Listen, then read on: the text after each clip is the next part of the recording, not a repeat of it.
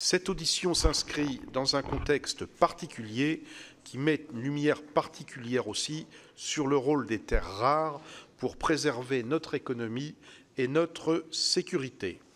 Alors que la mondialisation a pu laisser penser que la propriété de ces terres rares ne constituait pas un sujet important, de même que pour d'autres matières stratégiques, la crise du Covid en 2020, puis la guerre en Ukraine depuis 2022, sont venus nous rappeler la nécessité pour les États de disposer d'un accès sécurisé à certaines matières et composants essentiels.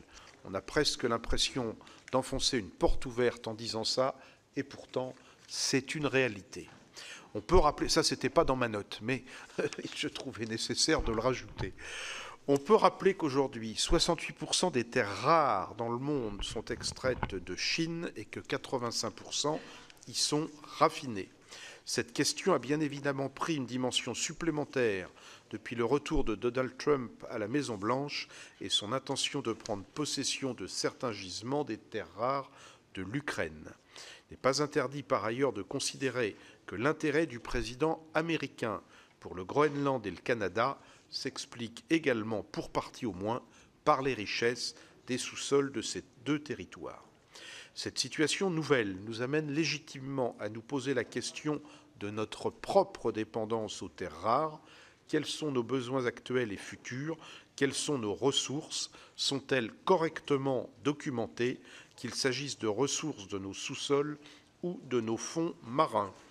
Quelles sont enfin nos capacités pour transformer ces ressources? Et, Monsieur le Directeur, vous pourrez à cet égard nous dire ce que l'on peut attendre de l'annonce récente de la construction d'une usine de recyclage et raffinage des terres rares à Lacq sur un ancien site gazier de Total. Monsieur le Directeur général, vous êtes un spécialiste reconnu de cette question des terres rares et il nous semblait donc important de pouvoir vous entendre afin de mieux comprendre cette nouvelle géopolitique des terres rares qui se met en place sous nos yeux, mais également pour connaître votre analyse sur notre politique en la matière. Est-ce que nous avons d'ailleurs une politique cohérente, pensée, construite dans ce domaine? Et si tel n'était pas le cas, quelle devrait-elle être? Qu'en est-il du recyclage de ces terres rares contenues dans les différents matériels technologiques produits? Ne pourrait-elle pas constituer un des éléments de la solution? Nous souhaiterions également connaître votre avis sur la stratégie de l'Union européenne sur les terres rares, présentée hier par le commissaire chargé de la stratégie industrielle.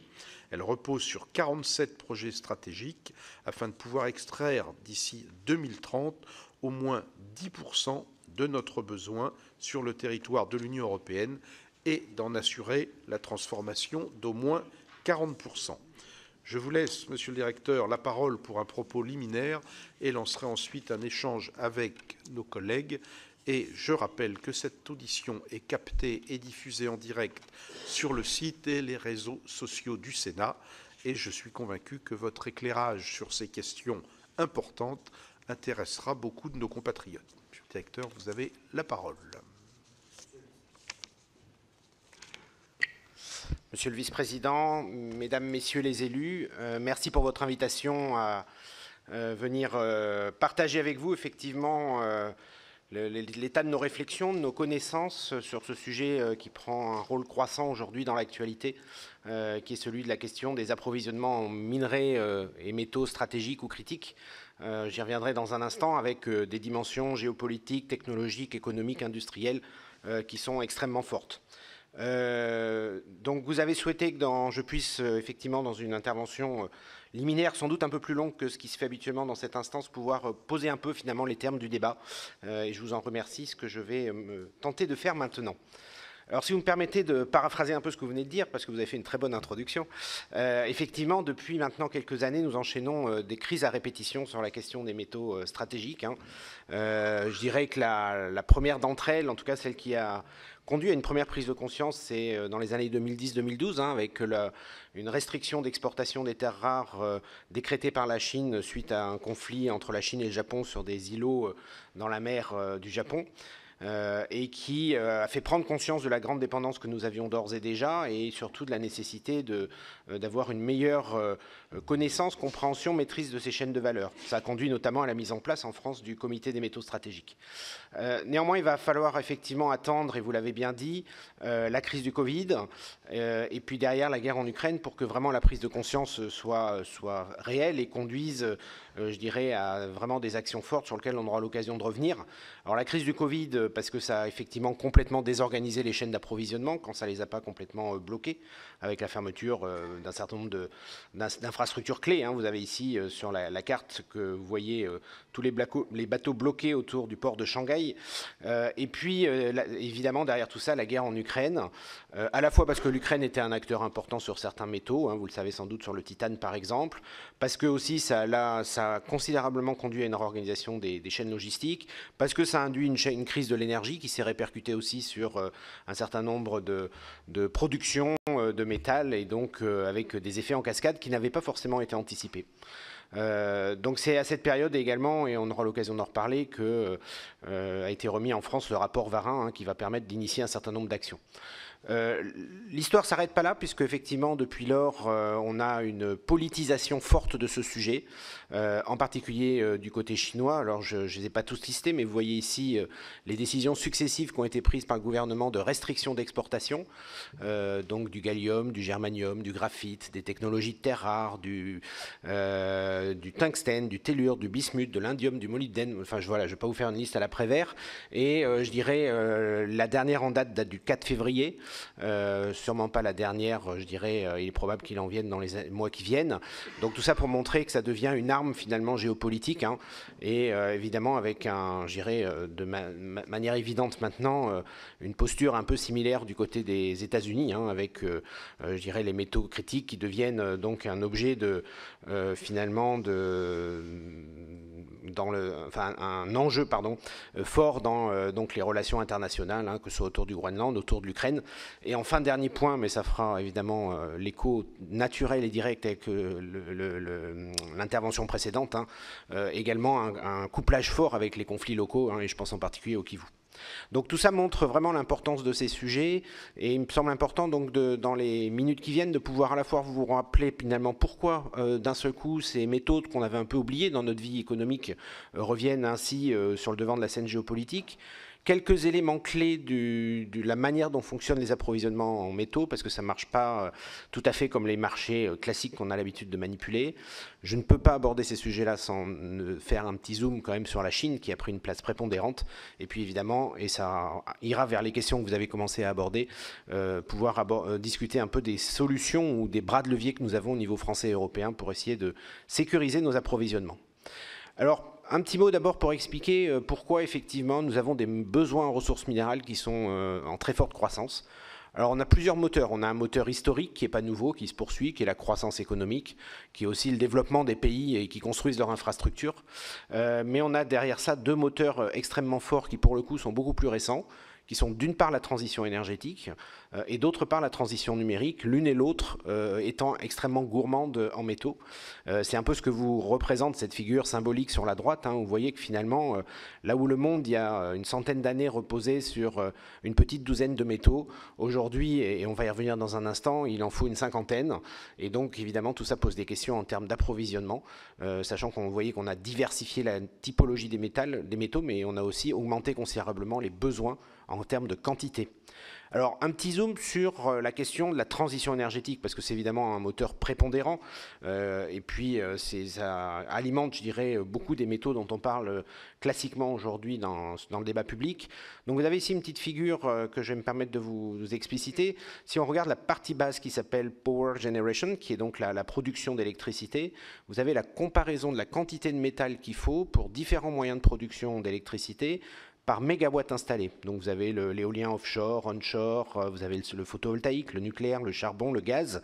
Et si vous comparez par exemple l'éolien offshore, qui est quand même présenté comme une référence intéressante pour les énergies renouvelables par rapport au charbon, qui reste la première source de production électrique à l'échelle mondiale, vous voyez qu'en fait, si vous produisez votre électricité à partir de l'éolien, il vous faut 6 fois plus de métal par mégawatt installé, sachant que, n'oublions pas, Une éolienne ne fonctionne pas 100% du temps, contrairement à une centrale thermique. Et donc, on a un facteur multiplicatif supplémentaire qui vient se rajouter, qui est lié à cette différence de disponibilité, qui fait que, grosso modo, on va parler d'un facteur 15 à 20 fois plus de métal par kilowattheure injecté dans le réseau sur de l'éolien offshore par rapport à du charbon. Donc, évidemment, tout ça dans un contexte où beaucoup de pays sont en train d'essayer de mettre en œuvre cette transition. Vous imaginez bien que ça va entraîner un appel d'air, un besoin en métaux qui sont assez considérables. Sur la partie haute de la figure, vous avez la même chose sur la mobilité, avec la comparaison entre un véhicule électrique et un véhicule thermique. Vous voyez qu'en laissant de côté les modes communs que sont évidemment la carrosserie et l'infrastructure, mais en s'intéressant uniquement à la partie motorisation, on a là aussi un facteur 6. Il faut 6 fois plus de métaux sur un véhicule électrique, et c'est en particulier les métaux qui sont dans la batterie, dont on parle si souvent, le lithium, cobalt, nickel. Et donc tout ça conduit évidemment à des besoins qui sont extrêmement importants. Alors ces chiffres que j'ai pris du rapport de l'Agence internationale de l'énergie de 2021 a conduit cette dernière à faire des tentatives de simulation. Je dis bien des tentatives parce que vous comprenez bien que tout dépend du scénario que vous prenez, donc prenez ces chiffres avec précaution. Mais dans ces simulations-là, vous voyez qu'elle estime qu'en 2040, il nous faudra 40 fois plus de lithium pour alimenter la mobilité que ce qu'on avait en 2020, 25 fois plus de graphite, 21 fois plus de cobalt, 20 fois plus de nickel, une dizaine de fois plus de terres rares. Enfin bref, on est sur des croissances qui sont tout à fait importantes, et avec une question qu'on doit légitimement se poser, qui est de savoir comment et est-ce qu'on va réussir à répondre à ces besoins. Et c'est bien ce que je vais tenter d'aborder dans la suite de cette présentation. Alors quand on combine tout bout à bout, puisque là je faisais juste un zoom sur cette partie finalement transition énergétique, voilà un peu de ce dont on parle. Ce que vous avez ici, c'est ce qu'on appelle un tableau de Mendeleïev, c'est l'ensemble des substances chimiques qui existent sur Terre. Et donc tous ceux qui apparaissent ici en bleu sont indispensables à la transition énergétique, tous ceux qui apparaissent en vert sont indispensables à la transition numérique. Et donc vous voyez deux choses importantes. La première, c'est qu'aujourd'hui, en fait, dans nos technologies innovantes, performantes, on a besoin de mobiliser les 2/3 des éléments chimiques qui existent. Et donc, ça va bien au-delà des seuls lithium, terres rares, cobalt et nickel dont on parle classiquement dans les journaux, même si c'est effectivement les porte-drapeaux finalement un peu de ces sujets. Et puis, deuxième message important, c'est que vous voyez qu'il y a 2/3 en gros des éléments qui sont colorés, qui sont bicolores. C'est-à-dire qu'en fait, les deux transitions que nous avons à gérer, numérique et énergétique, font appel peu ou prou aux mêmes ressources, avec un potentiel conflit d'usage, si jamais on n'est pas en mesure de répondre à l'ensemble des besoins qu'on aura à gérer collectivement dans le futur. Alors en termes de quantité, il faut savoir qu'on estime classiquement qu'il va falloir qu'on sorte d'ici le milieu du siècle autant de métal du sous-sol que ce qui est peut-être sorti depuis finalement que l'homme extrait des métaux de la Terre. Donc vous voyez qu'on parle bien de quantités qui sont extrêmement importantes. Alors, ce contexte étant posé, quelques éléments qui me paraît important de rappeler sur finalement comment on va pouvoir essayer de pourvoir à ces besoins. Le premier pour dire que donc on a une croissance qui est extrêmement importante, mais que face à ça, on a un marché qui va être en difficulté pour y répondre. Et je vais prendre un exemple très simple pour l'illustrer, qui est le cas du cuivre, qui est sans doute le premier métal que l'homme a sorti du sous-sol. Le cuivre, donc vous avez sur la figure de gauche les besoins qu'on estime, encore une fois c'est des scénarios, on pourra les discuter, mais les ordres de grandeur sont bons, donc les courbes rouges et jaunes, qui sont deux scénarios un peu différents, mais qui montrent que grosso modo, d'ici 2030, on aura besoin de 25 millions de tonnes de cuivre par an. Et vous avez donc les surfaces colorées dessous, ce qui est produit aujourd'hui par les mines qui sont déjà en fonctionnement et par celles qui sont en projet. Et vous voyez émerger un point qui est extrêmement important, c'est que même sur le cuivre, qui est quand même encore une fois un des plus simples des métaux, on estime qu'on va avoir une difficulté à pouvoir répondre à la demande en temps et en heure, et que évidemment tout ça va entraîner des tensions importantes sur le marché. Alors on peut légitimement se poser la question, est-ce que c'est parce qu'il n'y a plus de cuivre dans le sous-sol ? On regarde sur la figure de droite, ce que vous avez dans la figure de droite, en bleu c'est la production annuelle, donc vous voyez autour d'une vingtaine de millions de tonnes, et vous voyez qu'en rouge, ce sont les réserves qui se lisent sur l'axe de gauche, donc vous voyez que les réserves elles sont aujourd'hui en gros autour de 800 millions de tonnes. Donc non, ce n'est pas parce qu'il n'y a plus de cuivre qu'on va avoir des difficultés à répondre à la demande, et c'est en fait parce qu'on va avoir des difficultés à avoir des mines en quantité suffisante pour je dirais, suivre finalement l'augmentation rapide des besoins face à donc des activités qui sont extrêmement capitalistiques et nécessitent des investissements importants et qui fonctionnent au temps long. Et une des difficultés, c'est notamment lié à la volatilité des prix. Vous avez ici l'évolution sur la droite des prix du cuivre depuis maintenant 60 ans. Vous voyez que même si on reste sur les dernières décennies, il y a une forte variabilité, une forte volatilité, comme disent les économistes. Et donc, quand on sait que pour ouvrir une mine, si vous partez du tout début, vous en avez en moyenne à l'échelle mondiale pour 17 ans, ça veut dire qu'au moment où vous commencez à investir sur des mines qui vont nécessiter des milliards d'investissements, il faut que vous ayez quand même une bonne idée quel sera le cours de la matière et à combien vous allez pouvoir vendre votre cuivre, ce qui n'est pas évident et ce qui est un frein aujourd'hui évident donc pour investir dans des activités minières et ce qui explique pourquoi aujourd'hui il y a des investissements qui sont insuffisants. Tout ça conduit effectivement à un marché qui va être sous tension et à des prix qui, malgré une demande qui va augmenter, un marché qui n'est pas forcément en mesure d'y répondre instantanément. Deuxième point que je voulais mentionner, on parle toujours de la mine, où se trouvent les mines, etc. Il faut vraiment que vous ayez en tête que en fait, la mine toute seule, ça ne sert pas à grand-chose. Ce qui compte, c'est la chaîne de valeur.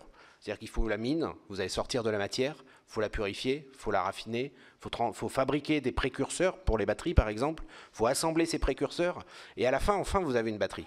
Et cette chaîne-là qui vous est représentée de manière assez schématique sur la figure que vous avez à l'écran, en fait, elle est très complexe, elle a de multiples étapes et surtout le jeu de la mondialisation a conduit à ce que ces étapes soient dans différents pays. Et donc maîtriser cette chaîne de valeur, c'est connaître toutes ces étapes, c'est maîtriser aussi les transports entre tous ces pays. Et vous voyez que effectivement, le moindre perturbation, le moindre grain de sable peut assez vite venir perturber l'ensemble. Ça veut dire aussi que si on veut maîtriser nos approvisionnements, il ne faut pas juste investir dans les mines. Il faut investir dans les mines, il faut investir dans des industries de raffinage, de transformation, de fabrication. Et ça n'a de sens que si on a l'ensemble de la chaîne de valeur et qu'il n'y a pas de trou dedans. Et dernier commentaire que je ferai, c'est que vous voyez qu'on avait une approximation ou une évaluation du poids finalement du marché de chacune de ces étapes. Plus vous allez aller évidemment vers le produit transformé, raffiné, plus vers le produit fini, plus le marché est important, plus vous avez de valeur ajoutée, d'où l'importance d'un certain nombre de pays de ce qu'on appelle descendre la chaîne de valeur, aller vers les endroits où il y a le plus de valeur ajoutée, hein, et ça est en particulier la transformation qu'a fait la Chine, hein, et qui aujourd'hui maîtrise du coup toutes les étapes de transformation. Troisième message important que je voulais partager avec vous aujourd'hui sur cette figure qui est complexe mais que je vais vous expliquer, c'est qu'en fait les métaux qui vont être suffisamment concentrés dans le sous-sol pour justifier l'ouverture d'une mine sont assez peu nombreux, ils sont une douzaine, c'est ceux que vous voyez au centre de cette figure, hein, qui sont sur fond bleu foncé. Donc c'est les grands métaux, le fer, l'aluminium, le nickel, le cuivre, etc. Tous les autres, en fait, ils sont toujours en petite quantité et ça va être ce qu'on appelle des coproduits, des produits secondaires si vous voulez, qui vont être produits au fur et à mesure que lorsque vous produisez un métal principal. Alors pourquoi c'est important ? Ça veut dire qu'en fait vous avez une sorte de dissociation du besoin du marché quelque part avec la production. Je prends un exemple que j'ai entouré là sur la figure. GA, c'est le gallium. Donc le gallium, c'est un élément qui sert notamment en microélectronique. Vous voyez que le gallium, c'est un sous-produit de l'aluminium. Donc en fait, la production de gallium, savoir si elle va monter, descendre, si on aura suffisamment, etc., quel sera son cours, ça ne dépend pas du tout du besoin du gallium. Ça dépend de ce qui va se passer avant tout sur le marché de l'aluminium, qui est un marché qui n'a rien à voir. Et en fait, vous voyez que la plupart des métaux fonctionnent comme ça, ce qui rend finalement assez opaque la compréhension de ces chaînes de valeur et assez difficile l'anticipation des mouvements qu'il peut y avoir sur le marché, parce qu'on a une dissociation, ce que les économistes appellent une inélasticité finalement du marché. Alors, je reviens sur mon tableau de Mendeleïev. Plus la couleur est rouge sur ce tableau, plus vous êtes face à des coproduits, à des produits secondaires. Et donc vous voyez que pour une grande partie des métaux dont on a besoin pour la transition énergétique, on est dans ce cas-là. Et ça explique aussi une difficulté à anticiper finalement ce qui pourrait advenir. Alors, qui produit aujourd'hui ces fameux métaux critiques, ces métaux stratégiques? Donc voilà une carte mondiale des grands producteurs des métaux stratégiques en se basant sur la liste européenne. Évidemment, vous avez compris que plus le cercle est gros, plus vous avez un acteur important. Donc vous voyez tout de suite le formidable kaléidoscope que représente la Chine, qui domine ce marché aujourd'hui de manière très forte. Hein. Mais vous voyez que ce n'est pas le seul acteur clé. Hein. Vous parliez de la République démocratique du Congo tout à l'heure. Vous voyez qu'elle joue un rôle important important sur la production du cobalt et du tantal. Vous voyez que le Brésil, dont on ne parle pas souvent, maîtrise 92% du niobium mondial, que l'Afrique du Sud domine les platinoïdes, que... voilà, je ne vais pas tous les détailler, vous aurez de toute façon, c'est transparent, puis je pourrai répondre à vos questions, mais vous voyez que même si les ressources minérales sont assez bien réparties à l'échelle mondiale, en fait, on a assez systématiquement des acteurs clés qui ont émergé, qui ont investi dans les chaînes de valeur et qui aujourd'hui sont souvent en position assez forte sur ces marchés mondiaux. Alors, d'où viennent maintenant nos approvisionnements en Europe? Parce que c'est aussi un point important. Donc, c'est ici une figure tirée des rapports de l'Union européenne. Et donc, vous avez ici, à l'échelle européenne, d'où viennent nos approvisionnements. Donc, 2 commentaires. Vous voyez que la liste assez longue sur la droite, c'est tout ce qui provient de Chine. Donc, vous voyez qu'il y a énormément d'éléments qui proviennent de ce pays, avec des pourcentages qui sont très forts. Vous allez retrouver tout ce qui est terres rares à 100%. Donc, on est... tous nos approvisionnements en terres rares viennent de Chine, mais la Chine ne se limite pas aux terres rares, hein, même si c'est souvent ceux dont on parle. Hein. Par exemple, le magnésium, hein, qui est un élément beaucoup plus classique, hein, 97% vient de Chine aujourd'hui. Et puis, vous voyez que sinon, on va retrouver, là aussi, je ne vais pas tous les détailler, mais des grands pays dont on a déjà parlé précédemment et qui sont les grands acteurs, du Chili sur le lithium, à l'Afrique du Sud sur les platinoïdes et l'iridium, au Brésil, etc. Là aussi, on pourra revenir sur cet aspect-là ultérieurement. Alors, un petit commentaire, parce que je ne doute pas que ça vous fera réagir. Vous voyez que 76% des productions en hafnium vient de France. Alors non, nous n'avons pas de mine d'hafnium, je pense que vous le sauriez sinon. Par contre, quand on purifie du zirconium, qui est un élément important pour le combustible nucléaire, on sort au passage un coproduit qui s'appelle l'hafnium. Et donc nous sommes de ce fait producteurs de la moitié de l'hafnium mondial grâce à notre industrie nucléaire. Alors, vous voyez qu'au vu de cette figure-là, on est dans une situation où effectivement, nous avons perdu une grande part d'une souveraineté dans nos approvisionnements en ressources minérales que nous avions pourtant dans le passé. Hein. Vous avez ici une figure qui vous présente la part des différents continents dans l'activité minière hors charbon depuis 1850, hein, donc sur quasiment 2 siècles. Hein, et vous voyez qu'effectivement, au 19e, la quasi-totalité des activités minières est évidemment en Europe et que ça n'a cessé de diminuer pour être aujourd'hui aux alentours de 5% des activités mondiales, hein, donc très loin de la part qu'on représente en termes de PIB ou de population. Et donc tout ça montre bien, je dirais, finalement, la désindustrialisation et le transfert progressif qu'il y a eu de ces activités vers des pays à bas coût de main-d'œuvre et vers des pays à moindre réglementation environnementale.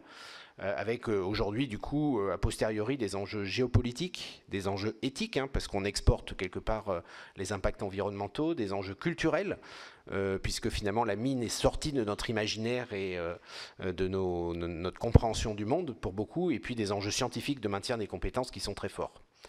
Alors pour autant, vous le devinez bien, ces activités-là restent des activités qui sont assez dynamiques. Hein.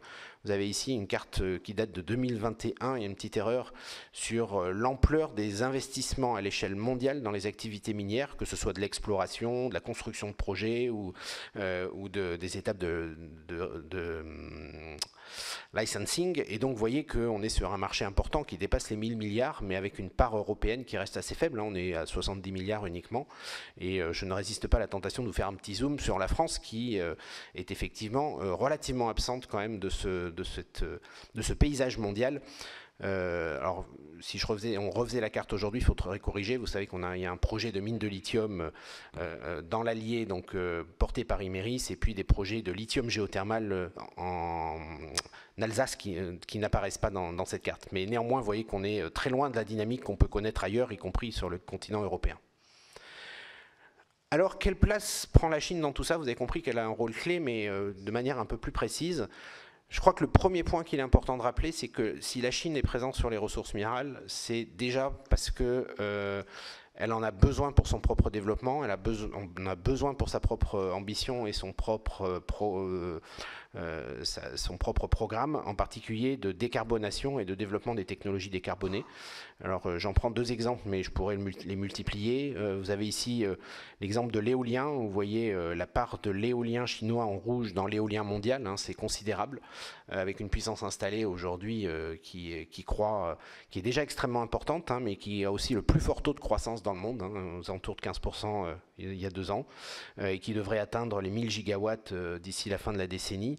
Et même image du côté du photovoltaïque, hein, où vous voyez que là aussi on a un photovoltaïque extrêmement dynamique en Chine, et sachant que la Chine est en train en fait de couvrir ses déserts d'Asie centrale, hein, d'éoliennes et de panneaux solaires, avec des superficies qui sont considérables et qui évidemment nécessitent des ressources minérales. Donc c'est déjà pour alimenter sa propre industrie que la Chine a investi dans l'ensemble de ces technologies. Ce qui fait qu'aujourd'hui, quand vous regardez quels sont les acteurs à l'échelle mondiale, ils sont essentiellement chinois. Vous avez ici à nouveau pour l'éolien, puis je vous montrerai dans un instant pour le photovoltaïque, quelle est la part de la Chine dans les différentes étapes. Donc vous voyez, il y a 5 ronds en haut à gauche là, qui correspondent aux 5 étapes de transformation de la matière. Donc la première, c'est la mine, sortir la matière du sous-sol. La deuxième, c'est le raffinage. La troisième, vous fabriquez les composants. Quatrième, vous les assemblez. Et la cinquième, vous vendez ici, en l'occurrence, des éoliennes. Et vous avez donc la part de la Chine, respectivement, et puis des différents pays, et j'ai entouré ici l'Europe, dans chacune de ces étapes. Donc vous voyez que sur ce sujet-là, l'Europe est totalement absente de la partie minière, ce qui ne vous surprendra pas. Par contre, on reste avec une position, je dirais, tout à fait raisonnable sur la partie plus aval, hein, de vente d'éoliennes. Par contre, vous voyez que la Chine, elle est largement présente sur l'ensemble des étapes, et que dans le top 10 des fournisseurs d'éoliennes, aujourd'hui, vous en avez 7 qui sont chinois. Quand vous regardez sur l'éolien, sur le photovoltaïque, c'est encore pire, hein, parce que vous voyez que pour le coup, l'Europe est quasiment absente de la production de panneaux solaires. Vous le savez bien, on en a parlé régulièrement. Et à l'inverse, vous voyez que la Chine domine très largement le marché mondial. Hein, et dans le top 10 des fournisseurs de panneaux solaires, vous en avez 9 qui sont chinois aujourd'hui.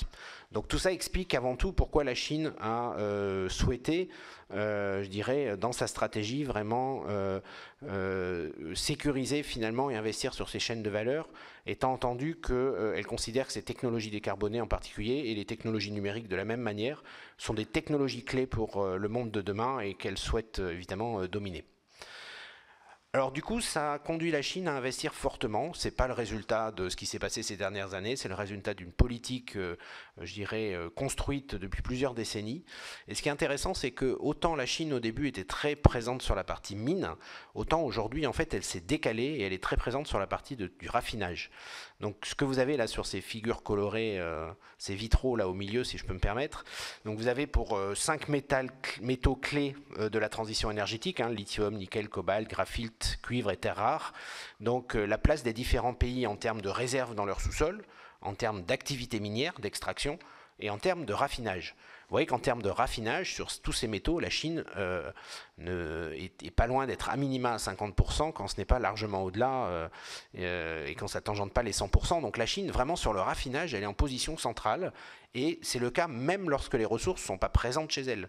Prenez le cas du cobalt, qui est la troisième ligne. Vous voyez qu'aujourd'hui, à peu près 60 à 70% du cobalt mondial est raffiné en Chine, alors qu'il n'y a pas une seule mine de cobalt en Chine. Donc la Chine, finalement, est elle-même dans une logique de sécuriser ses approvisionnements pour alimenter ses industries de transformation, mais elle s'est mise quelque part en goulet d'étranglement pour la fourniture d'un certain nombre de métaux clés. Et donc tout ça, évidemment, c'est porté par la diplomatie chinoise et notamment l'initiative des routes de la soie, hein, la Belt and Road, que vous connaissez sûrement, qui lui conduit évidemment à investir très fortement, en particulier sur le continent africain et sud-américain. Vous avez ici l'ensemble des pays sur lesquels la Chine a aujourd'hui investi, et en particulier sur le continent africain, c'est beaucoup dans la partie mine. Alors, face à tout ça, quels sont finalement les bras de levier au niveau européen, au niveau français qu'on peut avoir et qu'on peut actionner ? Premier, au niveau européen, vous le savez, l'Europe a voté et c'est entré en application depuis le 23 mai de l'année dernière, donc une directive sur les métaux stratégiques, sur les métaux critiques, le Critical Raw Material Act, qui effectivement définit des cibles ambitieuses en termes d'autonomie européenne. Vous voyez que normalement, d'ici 2030, on devrait pour chacun des métaux en extraire 10% de nos besoins dans le sous-sol européen, en raffiner 40% sur le territoire européen, alimenter 25% de nos besoins par le recyclage et ne pas dépendre à plus de 65% d'un même pays. Vous voyez que par rapport au paysage que je viens de vous décrire, la transformation est brutale et va nécessiter des investissements importants. Cette directive qui est assez vaste, hein, prévoit tout un tas d'autres éléments de politique publique, hein, notamment la mise en place de travaux d'inventaire ou d'exploration, sur lesquels je reviendrai, également le soutien à des projets industriels stratégiques. Et effectivement, pas plus tard qu'hier, ont été annoncés les premiers projets stratégiques retenus par l'Europe dans ce cadre-là. Du côté français, suite à la remise du rapport Varin en janvier 2022, donc il y a eu toute une série d'actions qui ont été initiées, à la fois pour mieux connaître, comprendre, maîtriser ces chaînes de valeur, avec la création d'un observatoire, j'en reparlerai dans un instant, de manière à essayer de renforcer, développer, amplifier le recyclage, et vous avez déjà parlé, mais j'en reparlerai effectivement, les annonces sur le recyclage des terres rares autour de lacs, pour essayer de relancer une activité minière sur le territoire européen et en particulier français, avec un inventaire qui est en cours, et puis également pour sécuriser des approvisionnements à l'échelle mondiale, parce que quoi qu'on fasse, l'objectif n'est pas d'être autonome, et ça serait d'ailleurs une illusion que de croire qu'on pourrait se passer ou être totalement autonome. Je n'oublie pas juste derrière tout ça, excusez-moi, effectivement, également en termes de bras de levier et d'outils de politique publique, la mise en place d'un fonds d'investissement porté par Infravia dorénavant, et puis la mise en place et la nomination d'un délégué interministériel aux approvisionnements en métaux et minerais stratégiques qui joue évidemment un rôle clé dans la coordination de l'ensemble de ces politiques publiques. Alors un petit mot sur cet observatoire des ressources minérales. Vous avez compris que le marché des ressources minérales, ça n'a pas grand-chose à voir avec tout un tas d'autres marchés plus simples finalement, parce qu'il y a beaucoup d'étapes, parce que tout est lié. Et donc en fait, il faut une vraie intelligence derrière tout ça qui nous manquait aujourd'hui. D'où le souhait de mettre en place un observatoire qui existait d'ores et déjà dans un certain nombre d'autres pays. Alors l'ambition de cet observatoire, qui rassemble les forces vives ou les compétences de certain nombre d'établissements publics, le BRGM évidemment, mais aussi le CEA, l'IFPEN, l'IFRI pour les relations internationales, l'ADEME pour le recyclage, le CNAM pour l'économie, c'est vraiment d'être capable de mieux décrypter, connaître les chaînes de valeur à l'échelle mondiale. C'est des flux extrêmement complexes à décrypter, il faut connaître les différentes étapes de transformation. C'est aussi de pouvoir travailler sur les scénarios de demande et d'offres, pour mieux anticiper un peu les risques à l'avenir. Et puis derrière tout ça, de pouvoir se faire une image beaucoup plus précise de quels sont les risques qui pèsent finalement sur nos acteurs industriels, sur nos filières stratégiques, pouvoir faire des stress tests, des tests de résilience, proposer des plans d'action. Tout ça devant alimenter les décisions que peuvent prendre les pouvoirs publics en termes d'investissement, en termes de politique publique, et les décisions également des filières et acteurs industriels français. Donc c'est un outil qui a un financement, une gouvernance partagée entre le public et le privé, et qui était financé pour sa phase d'amorçage qui court jusqu'à la fin de cette année par France 2030, et qui, on l'espère, pourra basculer en financement budgétaire à compter de 2026, mais c'est un point qui reste à consolider dans un contexte que vous connaissez qui n'est pas simple. Deuxième point, le recyclage. Donc le recyclage, c'est évidemment une opportunité parce que c'est des ressources qui sont déjà sorties du sous-sol, qui sont déjà sur notre territoire national, et qu'on a évidemment tout intérêt à essayer de valoriser au mieux, ne serait-ce qu'en évitant déjà qu'elles repartent dans des pays qui cherchent à se les accaparer. Néanmoins, je voudrais tout de suite en faire deux commentaires. Le premier pour dire que quand vous recyclez, vous ne récupérez jamais la totalité de ce que vous avez mis au départ. À la fois parce que les systèmes de collecte vous ne pouvez jamais tout récupérer, et puis parce que la physique est têtue, comme on dit, et ne nous permet pas de toute façon de récupérer tout ce qu'il y a dans un matériau. Donc, à, je dirais, besoin constant ou à besoin croissant, il faudra forcément rajouter, je dirais, de la matière pour compenser ce que vous n'aurez pas réussi à recycler. Et donc, ça ne pourra jamais pourvoir l'intégralité des besoins. Le deuxième point, c'est que c'est extrêmement intéressant parce qu'en fait, une industrie de transformation, de purification de produits recyclés, finalement, c'est peu ou prou les mêmes procédés que ce que vous avez besoin pour purifier un minerai. Et donc, quand vous investissez pour créer une industrie de recyclage, en fait, vous investissez aussi pour recréer un savoir-faire sur l'industrie de raffinage dont on a besoin sur les minerais primaires. Et donc, c'est un moyen de reprendre pied aussi dans ces chaînes de valeur sur lesquelles on a été un peu absent. Je vous passe le commentaire supplémentaire. Troisième point, donc le recyclage ne suffisant pas, on va être obligé de revenir vers notre sous-sol. Alors vous avez peut-être le sentiment qu'on connaît parfaitement ce qu'on a dans notre sous-sol et qu'on l'a peut-être épuisé. Alors les deux assertions sont fausses. On ne sait pas très bien ce qu'on a dans notre sous-sol, parce que la dernière fois qu'on a cherché finalement ce qu'on avait en termes de ressources minérales, ça s'est arrêté au début des années 90, à une période où on avait besoin juste d'une vingtaine d'éléments chimiques. Donc il y en a toute une série qu'on n'a jamais cherché. Par exemple, le lithium, on ne l'a jamais cherché. À À l'époque, on n'avait pas de technique pour investiguer le sous-sol, pour faire une sorte de scanner du sous-sol comme on sait le faire aujourd'hui avec la géophysique. Donc on a une connaissance qui est assez superficielle. Et malgré tout, on sait déjà qu'on a des gisements qui sont de rang mondial. Donc il reste vraiment des choses à découvrir. Et c'est ce que nous montrent les travaux qui ont pu être faits de ce qu'on appelle de la métallogénie prédictive, hein, les experts sont capables de savoir quels sont les environnements favorables pour avoir telle ou telle ressource. Et vous avez ici, par exemple, les résultats d'un travail fait à l'échelle européenne qui montre toutes les zones favorables pour trouver du lithium. Donc plus c'est rouge, plus vous avez des chances de trouver du lithium. Vous voyez que la France, on n'est pas les plus mauvais quand même dans l'aventure, et que le lithium qu'on n'a jamais cherché, on a sûrement intérêt à aller le chercher parce qu'on va en trouver d'autres que celui qu'on connaît déjà à Échassières. Donc tout ça, ça a conduit le président de la République à lancer, dans le cadre de la planification écologique, un inventaire des ressources donc, en septembre 2023, financé par France 2030 à hauteur de 53 millions d'euros hors taxes, 63 en TTC, un programme qui va durer 5 ans, qui évidemment n'a pas la vocation à couvrir avec ce financement et cette durée l'ensemble du territoire.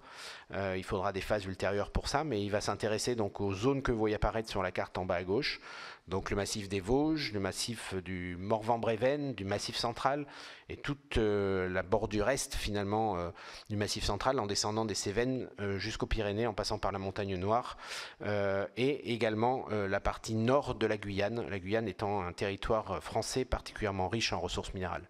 Alors l'objectif de cet inventaire, c'est pas de sortir des mines, c'est d'identifier quels sont les endroits dans lesquels il y a des anomalies qui justifieront derrière ou qui nécessiteront que des industriels s'y intéressent, s'y investissent pour faire ensuite de l'exploration de terrain au travers de permis d'exploration classiques comme on peut le faire dans beaucoup de pays. Et donc c'est que ce qu'on appelle l'étape préliminaire stratégique quelque part, mais qui doit permettre de dérisquer quand même pour partie les investissements privés derrière.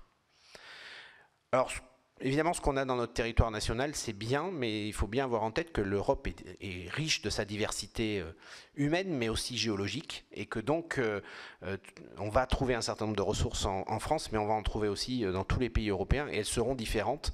Et la somme de tout ça conduira évidemment à avoir un portefeuille de ressources qui sont intéressantes. Hein. Et vous voyez que sur cette carte qui ne correspond qu'à ce qu'on connaît aujourd'hui, hein, donc c'est loin d'être complet, sans rentrer dans le détail des couleurs, vous voyez que ça c'est assez diversifié selon les zones. Et donc vous voyez tout l'intérêt de mener ces réflexions à l'échelle européenne pour avoir une vision complètement exhaustive.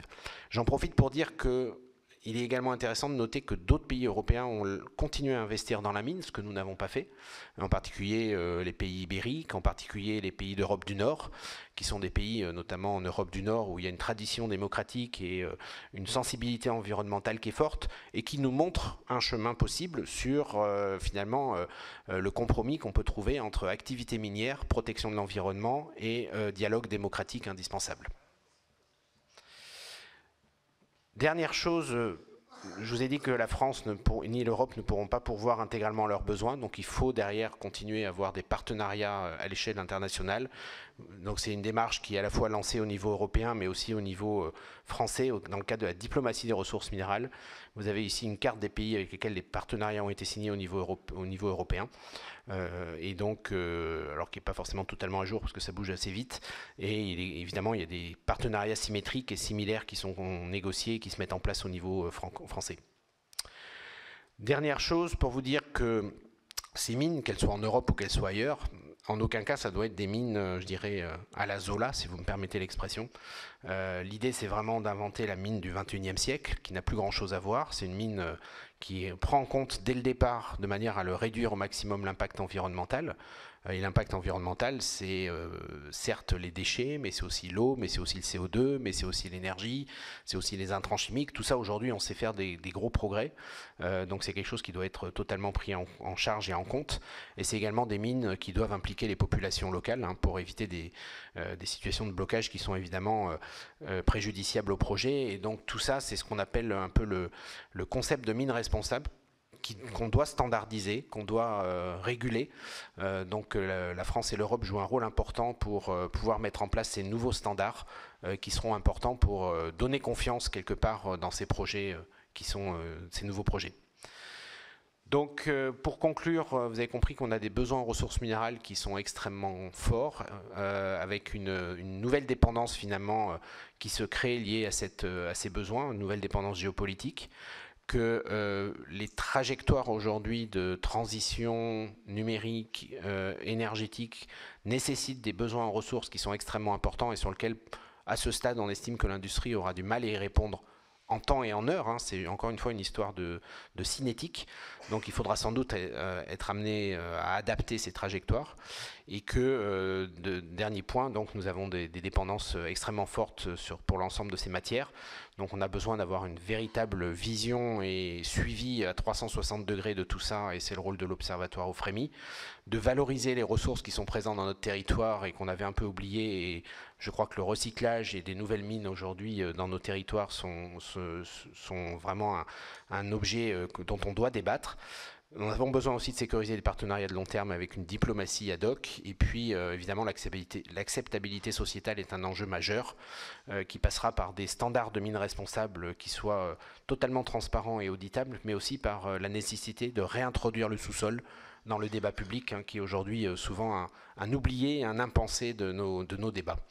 Et enfin, je finirai en disant que la Chine a pris une avance considérable sur ces sujets et qu'aujourd'hui, évidemment, tout ça fait peser des risques géopolitiques, mais qui se traduisent dans des risques économiques, industriels, si ce n'est sociétaux, qui sont assez systémiques et particulièrement prégnants sur cette question des ressources minérales. Je vous remercie beaucoup pour votre attention et je suis à votre disposition pour débattre et répondre à vos questions. Merci à vous, Monsieur le Directeur Général, pour cette présentation absolument passionnante. J'ai 6 questions. Je vous propose de les prendre en 2 fois 3, si vous le voulez bien. Première question, Hakim Elouli, s'il te plaît.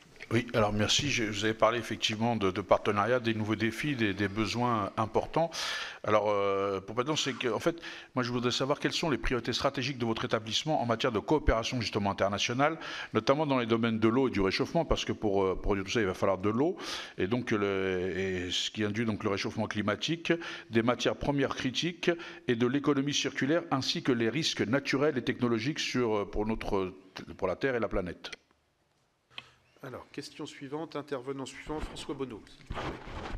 Merci, Monsieur le Président. Monsieur le Directeur Général, effectivement, c'était passionnant de vous écouter sur des questions totalement stratégiques. Trois petites questions. Faire une batterie électrique de véhicules, c'est pas la même chose en Chine ou en France, parce que si on utilise de l'électricité faite avec du charbon, même si vous avez évoqué que la Chine investit dans les énergies renouvelables, c'est quand même pas la même chose. Je voulais savoir si sur ces composants finaux, je dirais, est-ce qu'il y a une forme de Nutri-Score ou de choses qui permettent de dire si le procédé a été vertueux ou s'il a été beaucoup moins. Première question. Ensuite, pouvez-vous nous dire quels sont, selon vous, les matériaux les plus critiques pour les évolutions à la fois énergétiques et écologiques du monde? Et puis la troisième question, c'est est-ce que la loi Hulot, aujourd'hui, freine l'exploitation française des minerais dont nous aurions besoin? Question suivante, André Guiol. Monsieur le Directeur Général, l'Autorité internationale des fonds marins est en train de rédiger son code minier qui réglementera l'exploitation et l'exploration des nodules métalliques qui gisent au fond des océans. Alors ma question, c'est est-ce que le BRGM est-il associé à cette rédaction? Et si oui, qu'est-ce qu'il en est des zones économiques exclusives? Et enfin, qu'en est-il du moratoire du Président de la République quant à l'exploration de ces nodules sous-marins? Allez, on va en prendre une quatrième. Jean-Luc Ruel, s'il te plaît. Merci, Président. Votre intervention coïncide avec la réception que nous avons eue du Sénat de RDC.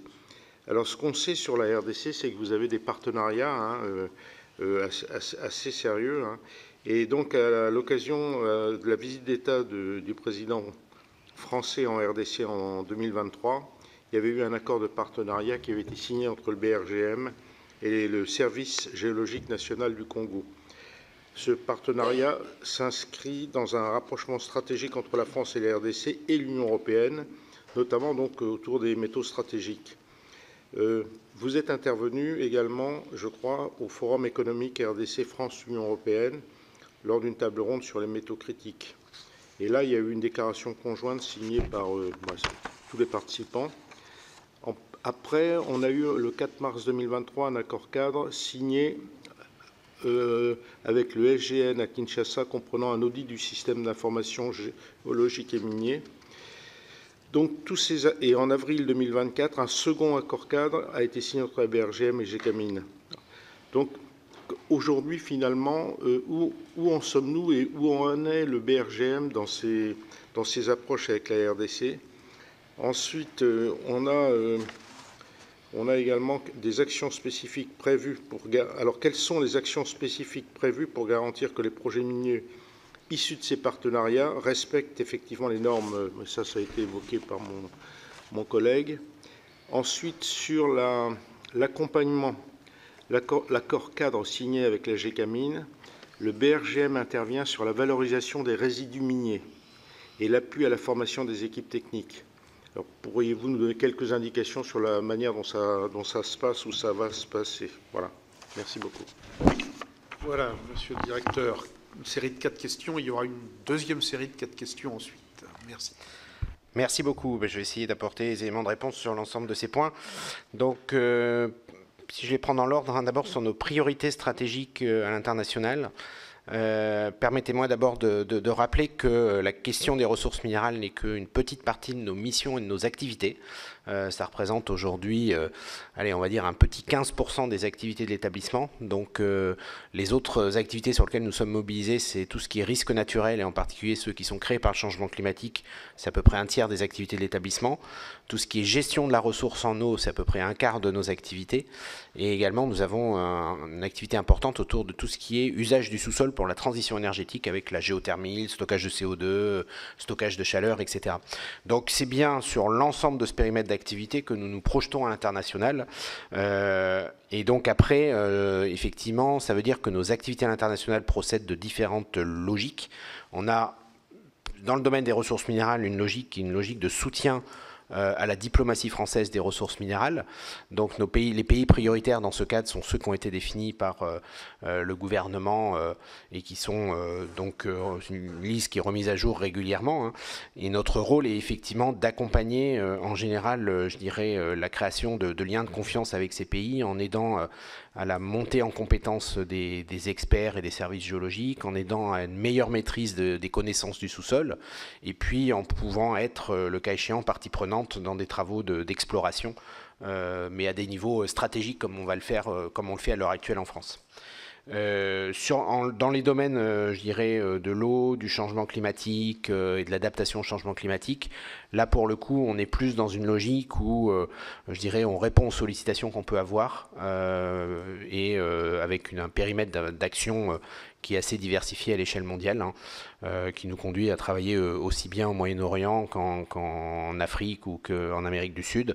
Et les sujets forts sur lesquels on est très sollicité, c'est beaucoup effectivement la question de la ressource en eau et de sa gestion et de son évolution face au changement climatique, et également la question des littoraux et de l'évolution, de l'impact de l'évolution du niveau marin, donc avec des études notamment pour un certain nombre de territoires insulaires. Donc voilà un peu sur nos priorités stratégiques à l'international. On a des contacts très réguliers, à la fois avec le ministère des Affaires étrangères et avec le délégué interministériel pour assurer la bonne synergie et cohérence, et on s'appuie évidemment sur le réseau de nos ambassades et de nos services économiques régionaux.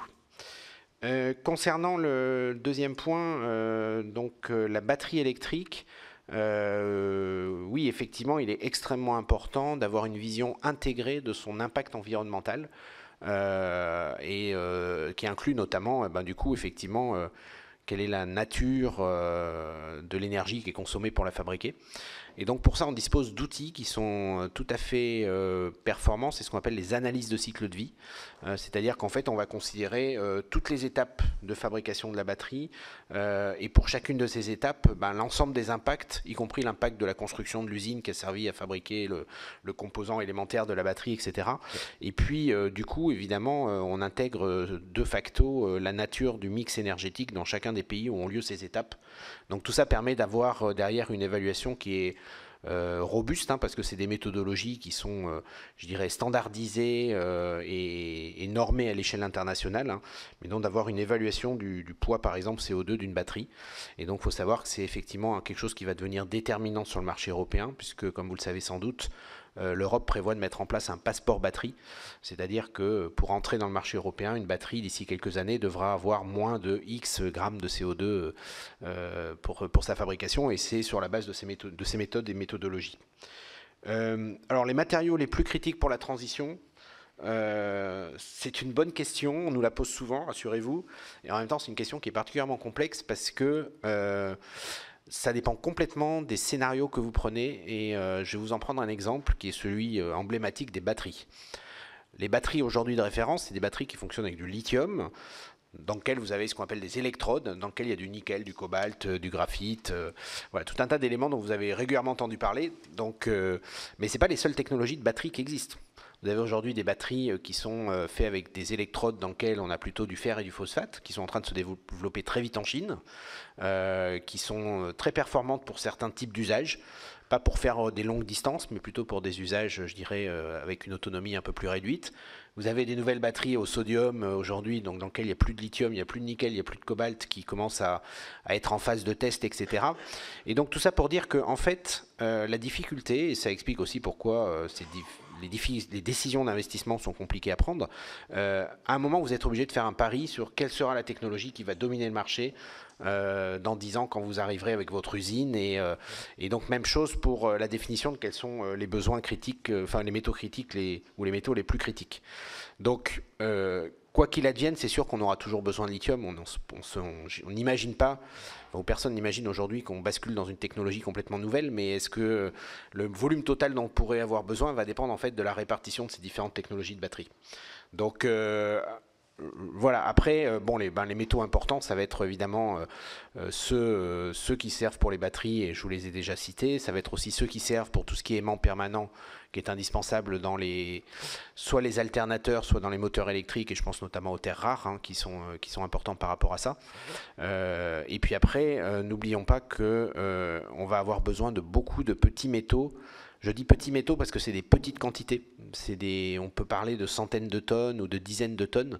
Donc c'est la poudre de perlimpinpin que vous rajoutez et qui fait que votre objet, il a la performance requise à la fin, et qui fait par exemple que votre écran de téléphone il soit tactile et pas juste comme autrefois où on peut juste regarder.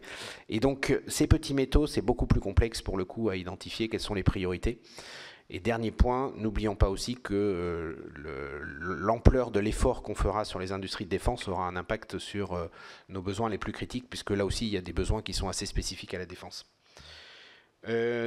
Troisième point, sur le frein à l'exploitation dans notre pays. Je ne suis pas sûr qu'à ce stade, ce soit vraiment une question de réglementation ou de loi. Je crois qu'on a quand même vécu globalement dans, si je peux me permettre, une sorte de mythe sur le fait que voilà, la mondialisation heureuse, comme je l'appelle assez régulièrement, ou la globalisation allait nous permettre de trouver sur le marché les ressources dont nous avions besoin, et que donc c'était pas la peine de finalement s'embêter à essayer d'ouvrir des mines ou de maintenir des mines dans notre pays. Le changement de paradigme qui fait qu'on se réintéresse à ces questions est quand même extrêmement récent. Comme on le dit depuis le début de cette intervention. Et donc je pense qu'une partie effectivement de la réglementation telle qu'elle existe n'a pas forcément été imaginée dans un contexte où on se dit aujourd'hui qu'il faudra sûrement qu'on réouvre des mines. Néanmoins, vous savez qu'il y a un travail de remise à plat du code minier qui a été fait tout récemment, de simplification qui est en cours dans le cadre de la loi simplification. Il y a également une volonté côté européenne, côté Europe, de réduire un peu les temps d'études des dossiers, enfin tout ça pour dire qu'il y a une vraie réflexion globalement pour voir comment on peut créer un écosystème qui soit, je dirais, favorable pour que les investisseurs viennent s'y intéresser. Dernier point là-dessus pour dire le point de mon point de vue le plus délicat au sens où de la maîtrise qu'on peut en avoir, c'est clairement celui du débat public qui reste, et donc derrière de la manière dont on peut rendre ces projets acceptables, qui reste sans doute un point sur lequel il va falloir qu'on investisse collectivement, ne serait-ce que pour réexpliquer ce que c'est qu'une mine et à quoi ça sert, et d'où mon propos final sur le besoin de repolitiser le sous-sol. Sur les grands fonds marins, donc les grands fonds marins, oui, il y a des ressources minérales, c'est pas nouveau. Il n'y a pas tout néanmoins, donc il y a certains d'entre eux, plutôt des métaux. Alors, dans la question des grands fonds marins n'est pas de la responsabilité du BRGM, mais de celle de l'IFREMER, qui est l'établissement public en charge de la mer. Alors ceci dit, on travaille en collaboration avec eux pour y apporter notamment notre vision globale de la question des ressources minérales. Aujourd'hui, les avis d'experts qu'on a sur ce sujet-là, c'est que concrètement, exploiter des ressources minérales au fond des grands fonds marins, on aura un impact environnemental qui, à minima, sera du même ordre de grandeur que ce qu'on pourrait faire au fin fond d'un département français. Et que, certes, c'est peut-être plus facile en termes d'acceptabilité sociétale parce que c'est loin, mais la réalité économique et la réalité environnementale, de notre point de vue, sera assez similaire. Et je crois que c'est un point de vue assez partagé aujourd'hui par l'ensemble des établissements qui travaillent sur ce sujet, sur le fait qu'il est important d'avoir un moratoire et plutôt pour le moment de travailler à la compréhension de ces environnements qui sont totalement méconnus et qui restent des environnements avec une biodiversité importante. Quatrième point sur la RDC, donc oui, monsieur le sénateur, je vois que vous êtes bien renseigné. On a effectivement signé un certain nombre d'accords avec le Service géologique national du Congo et la GECAMINE, qui est une des entreprises minières de RDC, respectivement en 2023 et 2024. L'idée, c'était vraiment, du côté du Service géologique national, qui est assez nouveau, de les aider à monter en compétences. De manière à ce qu'ils... Alors, à la fois de monter en compétences et de mieux gérer leurs données, les données du sous-sol, les données du cadastre minier, qui sont évidemment stratégiques pour, je dirais, réussir à avoir un dialogue équilibré avec les entreprises minières derrière. Et donc, ça, c'est quelque chose qui est en cours. Donc, on est en train de leur déployer un système numérique, un système informatique de gestion des données, et on assure de la formation vis-à-vis du personnel du service géologique. Alors c'est à la fois fait dans des cadres des relations bilatérales qu'on peut avoir. J'en profite aussi pour mentionner que le BRGM, depuis maintenant 8 ans, pilote un projet financé par l'Europe, qui est un projet de formation des cadres des services géologiques africains. On a formé aujourd'hui pas loin de 1800 cadres dans l'ensemble des pays d'Afrique. C'est un projet qui se continue. On démarre une 3e phase avec un financement européen qui est de 30 millions d'euros, donc c'est tout à fait conséquent. Et c'est vraiment voilà, dans l'idée d'avoir, je dirais, des services géologiques au bon niveau d'expertise pour pouvoir créer une relation, je dirais, équilibrée et leur permettre aussi de mieux maîtriser ces ressources qui font l'objet de beaucoup de convoitises, comme vous le savez. Du côté de la GECAMINE, l'idée c'était effectivement de pouvoir les aider à valoriser ce qu'on appelle des carrés miniers, donc des zones dans lesquelles le travail d'exploration n'a pas été conduit, et en particulier de pouvoir valoriser aussi ce qu'on appelle des tailings, donc des résidus miniers qui sont le fruit d'une activité minière historique, mais dans lequel en fait il y a encore beaucoup de ressources. Et c'est l'occasion d'ailleurs de rappeler que la situation est la même dans notre pays. Nous avons été un grand pays minier, nous avons beaucoup d'anciens sites miniers. Beaucoup de ces anciens sites miniers ont encore beaucoup de ressources disponibles dans les résidus qui sont déjà sortis du sous-sol. Donc c'est un intérêt à pouvoir les traiter. Ça peut permettre aussi de résoudre au passage éventuellement des désordres environnementaux qui pourraient continuer à être présents. Voilà.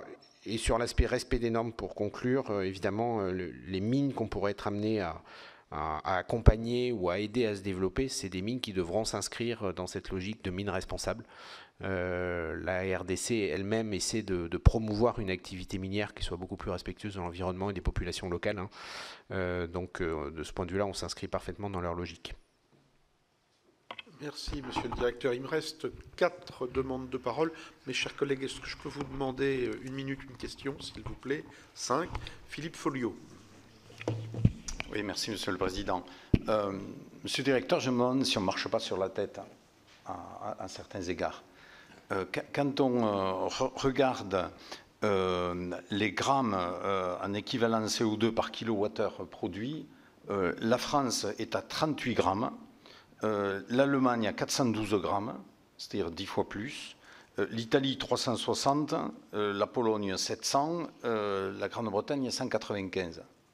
Ce qui veut dire qu'on est en train d'investir dans des énergies renouvelables, dont on a vu avec vos graphiques que cela entraînait des demandes et des consommations de terres rares, je veux dire particulièrement importantes.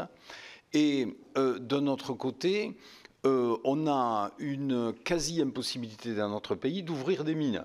Je ne veux pas revenir sur ce qu'a dit donc François Bonneau tout à l'heure par rapport à la loi Hulot. Bon, c'était pour les hydrocarbures, on est bien d'accord. Mais on est face à une situation qui est une situation à certains égards incompréhensible et schizophrénique. Et quand on voit la situation sur le terrain, et je m'excuse Monsieur le Président, j'en termine par là, dans mon département, il y avait la volonté d'ouvrir une mine de tungstène parce qu'il y avait des ressources.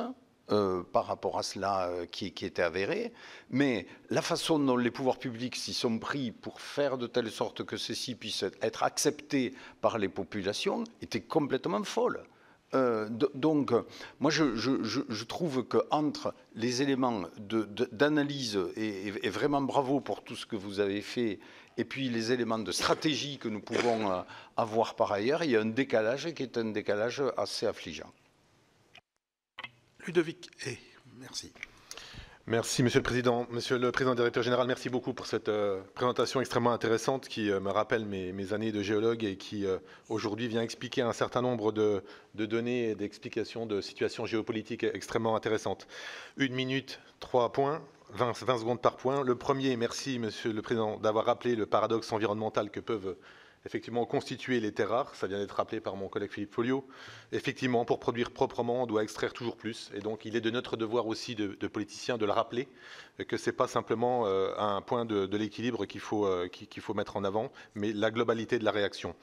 L'autre point, la stratégie. Lorsqu'on dit que la France a perdu son rôle de souveraineté minérale, j'ai envie de dire ce qu'on n'a pas extrait, on l'a toujours sous nos pieds. Et on apprenait ça dans les cours de géographie étant petit, ça peut être stratégiquement une bonne aussi solution de ne pas l'avoir fait en temps et en heure, d'une part parce que les méthodes d'extraction vont peut-être évoluer, et d'autre part, l'instabilité géopolitique fait qu'on n'ira peut-être plus les chercher là où on va les chercher aujourd'hui. Donc quelque part, est-ce que ce n'était pas ce qu'il fallait faire? L'avenir nous le dira, mais je voulais votre avis là-dessus. Et puis un tout dernier point qu'on n'a pas évoqué, le terme de spéculation. Vous avez évoqué de manière tout à fait brillante, et je vous en remercie, le marché, l'offre et la demande. Mais aujourd'hui, on sait qu'il y a toujours ce business qui est jamais loin derrière, avec des personnes qui spéculent sur certains métaux en se disant que plus ils les mettront tardivement sur le marché, et plus ils pourront effectivement en tirer profit. Quel est un petit peu, alors ça peut être une question aussi pour un banquier, mais je voulais quand même votre avis personnel là-dessus. Merci à vous. Merci. Michel Gréaume maintenant. On a constaté que la Chine contrôle une grande partie de la production mondiale des terres rares. Quels sont les risques pour la France et l'Europe en cas de restrictions et d'embargo sur les matériaux stratégiques? Et ma seconde question est sur les déchets, notamment les déchets nucléaires offrent un potentiel réel pour la récupération des terres rares et d'actinides, mais les obstacles techniques et économiques sont importants. L'amiante peut être également transformé en matériaux utiles, mais faibles en terres rares.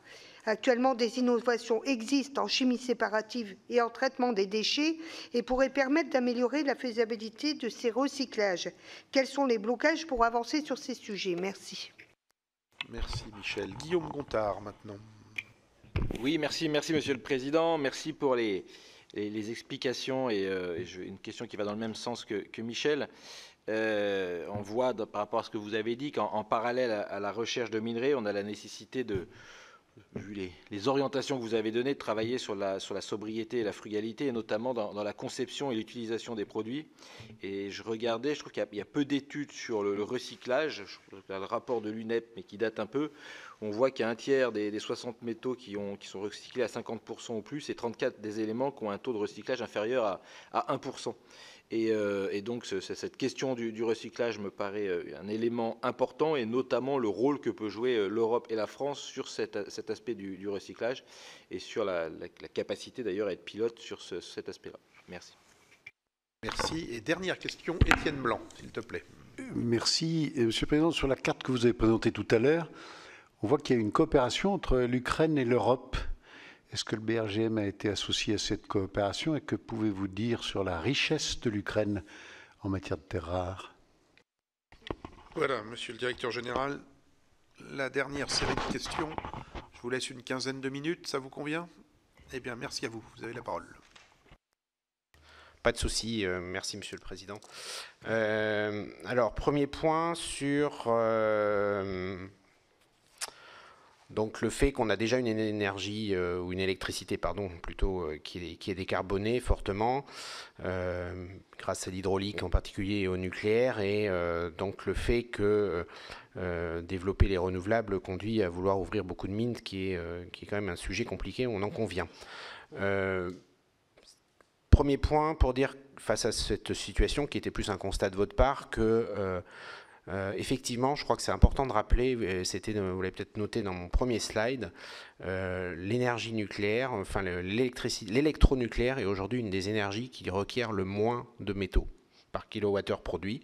Donc effectivement, si mon seul axe d'analyse était je veux faire le moins de mines possible, qui peut être une manière de voir les choses, la meilleure réponse c'est le nucléaire. Ça c'est très clair, même en intégrant les besoins en uranium qu'on peut en partie effacer d'ailleurs, c'est en allant sur des réacteurs à neutrons rapides. Donc ça c'est un point important. Donc il nous reste toujours, du coup ça repose la question effectivement de savoir quel est le mix énergétique que collectivement on a envie d'avoir. Voilà, nous en tant qu'établissement d'expertise technique, on éclaire les avantages et inconvénients de chacun. Après, les décisions politiques ne sont pas de notre ressort, évidemment et heureusement. J'en profite pour dire un mot sur ce que vous notiez sur la mine de tungstène de l'Ariège, que tout le monde connaît bien, parce qu'effectivement...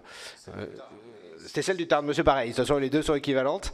Dans les deux cas, on a effectivement des gisements qui sont de classe mondiale, hein, qui sont potentiellement intéressants, et sur lesquels, effectivement, je pense qu'un jour, la question se reposera de savoir si on peut les exploiter, avec une approche qui devrait être radicalement différente de ce qui a pu être fait dans le passé. C'est-à-dire qu'il faut clairement que ces projets-là, pour qu'ils émergent, hein, et je reviens sur ce que je vous ai montré dans mon dernier slide, soient des projets qui soient co-construits quelque part avec les acteurs locaux, au risque sinon de se retrouver dans des situations de blocage comme on a pu le rencontrer. Et deuxièmement, pour dire que effectivement, cette matière-là sont des matières qui sont importantes, en particulier par rapport aux enjeux de défense, donc, et sur lesquels donc, il y aura sûrement des décisions à prendre à l'avenir. Deuxième point par rapport à la stratégie, finalement le fait qu'on n'ait pas exploité les ressources de notre sous-sol. Oui, certes, c'est sûr que du coup on les a économisés. Entre parenthèses, d'ailleurs, on n'est pas le seul pays à faire ça, hein. La Chine n'exploite pas forcément tout ce qu'elle a non plus sous son sous-sol. Pour le moment, elle préfère aller le chercher en Afrique. Néanmoins, il y a quand même, je pense, des biais qu'il faut avoir en tête. C'est qu'en avoir fait totalement disparaître ces activités-là, on les a fait disparaître de l'imaginaire collectif. Et là, je crois qu'on a un problème. On a un problème parce que du coup, ce n'est plus un sujet attractif et nos compétences s'étiolent quand elles n'ont pas déjà totalement disparu, hein. Donc, redémarrer une activité va être compliqué, on va prendre du temps, même si c'est jamais impossible. Et puis, deuxièmement, ça conduit effectivement à une partie de nos concitoyens à se poser la question pourquoi est-ce qu'il faudrait refaire des trous. Finalement, on vit d'ores et déjà dans un monde moderne avec toutes les fonctionnalités, notamment numériques, énergétiques, etc., sans mines. Donc, pourquoi ouvrir des mines ?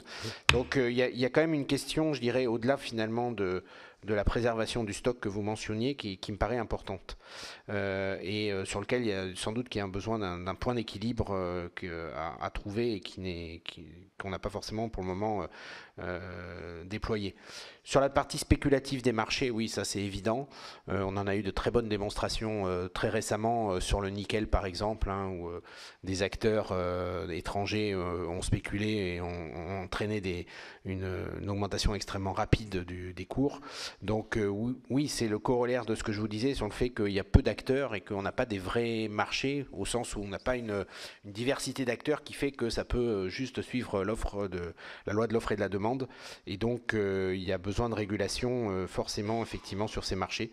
Et sachez que c'est encore pire sur les petits métaux qui sont non cotés, où pour le coup effectivement on n'a pas du tout de transparence comme on peut l'avoir sur les marchés pour les autres. Côté, troisième point, côté Chine, donc les embargos chinois. Donc vous avez vu que la Chine a déjà pris beaucoup de mesures de restriction d'exportation.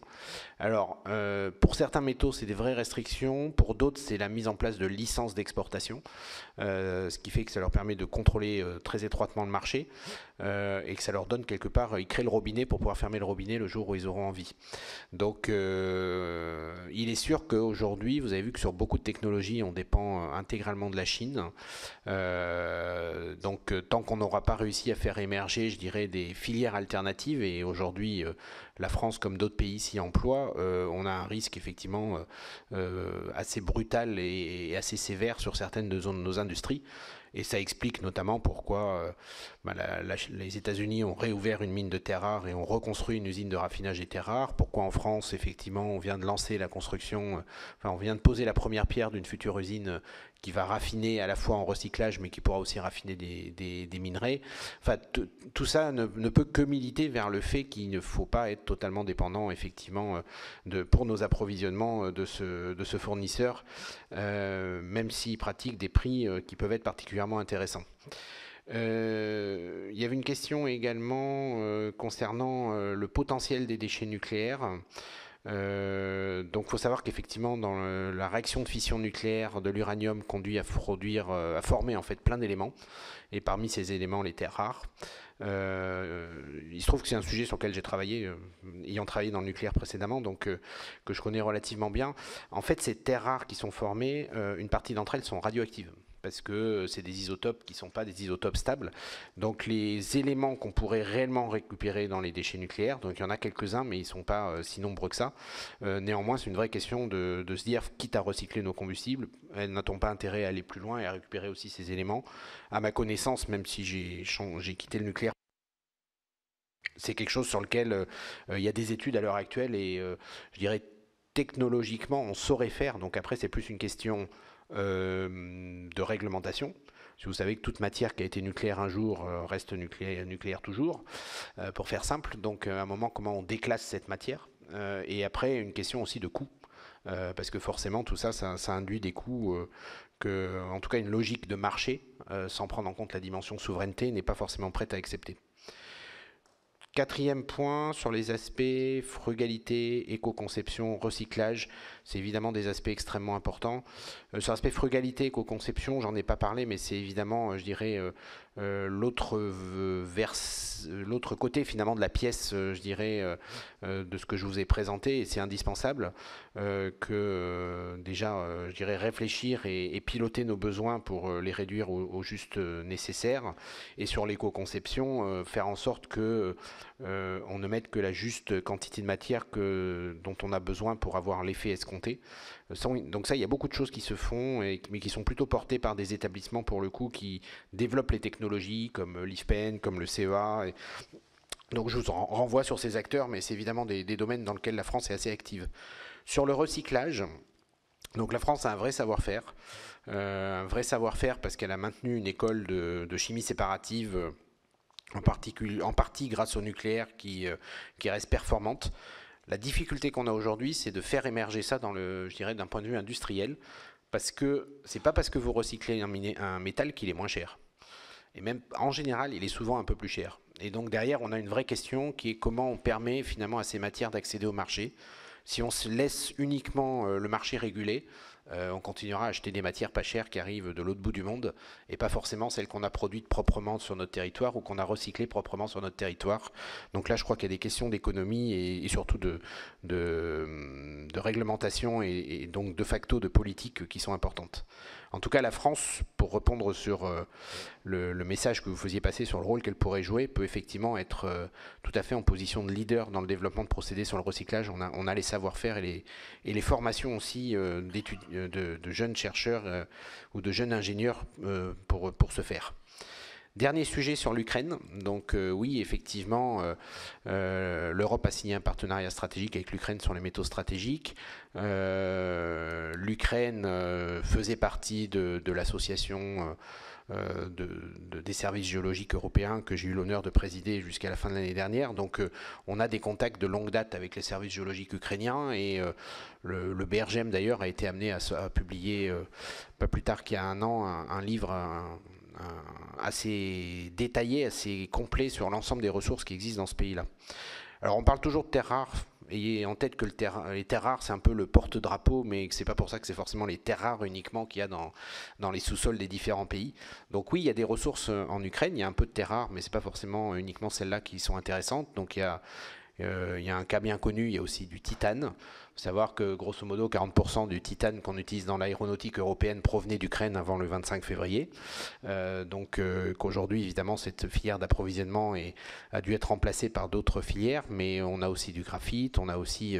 enfin, voilà, il y a un certain nombre de métaux et il y a aujourd'hui des discussions, effectivement, pour voir comment, dans le cadre des coopérations qu'on a avec ce pays, on pourrait les aider à valoriser ces ressources et à les mettre à disposition du marché européen. Monsieur le directeur général, merci, vraiment un grand merci pour cet échange, je crois, riche, passionnant et qui nous donne beaucoup d'éléments de réflexion en termes pas uniquement minéral, mais de géopolitique aussi. Merci à vous, mes chers collègues, nous en avons terminé. Merci beaucoup.